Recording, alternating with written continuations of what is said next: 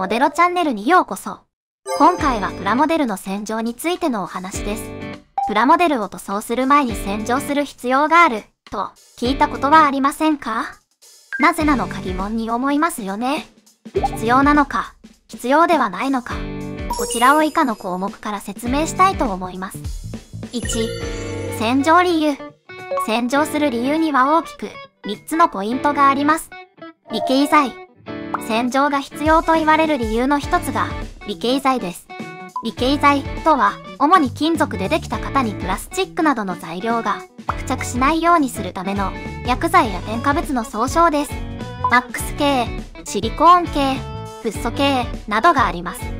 そして、理型剤は金型製造における時間短縮、負荷軽減、精度、破損回避に貢献しています。プラモデル製造でも理型剤が使用されますが、理型剤は塗料を弾きます。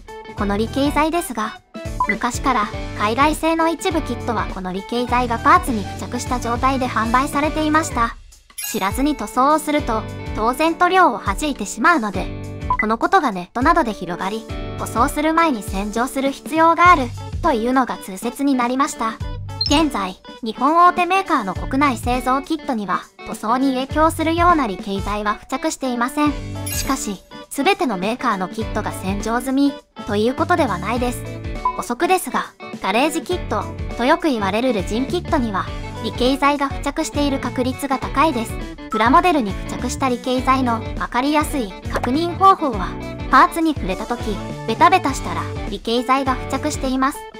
このように、理型剤に関しては、ガンプラなど日本の大手メーカーのキットを塗装する場合は、洗浄の必要はありません。もし、いろいろなメーカーのキットを製作して、パーツが妙にベタベタしていた場合や、気になるパーツがある場合は、洗浄して塗装事故を防ぎましょう。手の汚れ。パーツを触る手が汚れていた場合は、汚れ成分が塗料を弾くことがあるので、洗浄した方が良いです。スナック菓子を食べながらの作業では、手に油分が付着して汚れます。作業中の手汗や顔を触ると付着する皮脂も少なからず汚れの要因になります。汚れではないですが、ハンドクリームを塗った手でパーツを触れば、保湿剤の成分が付着します。そして、作業の合間のいろいろな事柄も汚れ付着の要因になります。このように、手の汚れに関しては、基本的に手を清潔にしておけば洗浄しなくてよいですし、神経質になる必要もありません。もし、作業が長期に及んだり、パーツの状態が曖昧で気になるのでしたら、保険の意味を込めて洗浄をお勧めします。ゴミ掃除。塗装前に、ヤスリや筋彫りなどの加工を行うと、プラスチックのゴミがパーツに付着します。とても細かいゴミが溝に埋まっている場合もあるので、加工を行った場合は、洗浄した方が良いです。洗浄理由をまとめると、理型剤、手の汚れ、ゴミ掃除、といろいろと理由はありますが、これらはすべて、パーツの表面の状態以上が理由です。パーツ表面を確認すれば、洗浄の必要性はわかります。もし、判断が難しい場合でも、保険で洗浄を行えば、安心を得られるメリットがあります。もちろん、洗浄は必須のことではないので、必要ない、と判断すればそれで OK です。もし、塗装事故を確実に防ぎたい場合は、塗装前の洗浄を行いましょう。2、洗浄方法。洗浄方法については、3つのポイントから説明します。洗剤の種類。プラモデルの洗浄に使用する洗剤ですが、中性洗剤かアルカリ性洗剤を使用します。作業中の汚れやゴミなら中性洗剤で問題ないです。理型剤の洗浄にはアルカリ性洗剤を使用した方が確実です。作業中の汚れやゴミにアルカリ性洗剤を使っても問題ありません。最後に水でよくすすぎましょう。ランナーの有無。洗浄はランナーがある状態とない状態、どちらでも良いですが、それぞれメリットとデメリットがあります。ランナーがある状態。メリットは、パーツ紛失がない。洗浄しやすいことです。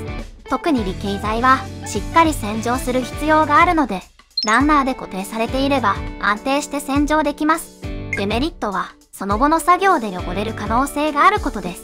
特に、ヤスリがけや筋彫りを行う方は、二度手間になります。そして、ランナーがない状態。メリットは、塗装直前で綺麗にできることです。加工が終わった後に洗浄できるので、作業に無駄がありません。デメリットは、洗浄中にパーツ紛失する可能性があることです。洗浄のための移動中の紛失は見つける可能性があります。怖いのは、排水口にパーツが流される瞬間です。小さいパーツは特に危険ですので、排水口に金網などのカバーをかけましょう。洗浄のツール。洗浄で使える便利なツールを説明します。歯ブラシ。毛が細くてコシがあるものがおすすめです。汚れや理系剤をしっかり除去できます。さらに、水の汚れやゴミもきれいに掃除できます。ザル。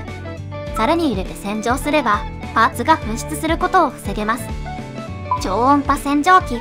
もし、お金に余裕があるのでしたら、超音波洗浄機がおすすめです。超音波洗浄機とは、超音波振動で液中の圧力を変化させ、無数の気泡を発生させます。その気泡が破裂する時の衝撃で、汚れを剥がし落とす、キャビテーションという作用を利用した洗浄機です。このキャビテーションのおかげで、狭い隙間や溝も短時間できれいに洗浄してくれます。洗浄方法をまとめると、洗浄には化学洗浄と物理洗浄があるのがわかります。化学洗浄は中性洗剤やアルカリ性洗剤を使って化学的に汚れを分解する方法です。タンパク質、油脂を分解する能力に優れています。物理洗浄は歯ブラシや超音波洗浄機を使って摩擦や圧力で汚れやゴミを落とす方法です。洗浄自体の能力に優れています。ですので、この2つの洗浄をうまく組み合わせて、パーツの状態に合わせて適切なタイミングで洗浄するようにしましょう。3、最後に。今回はプラモデルの洗浄についてお話ししました。塗装前の洗浄は必ずしも必要ではないですが、基本的に行った方が塗装の保険になるのでおすすめです。そして、化学洗浄と物理洗浄を理解して効果的に行いましょう。それでは今日は最後までご視聴ありがとうございました。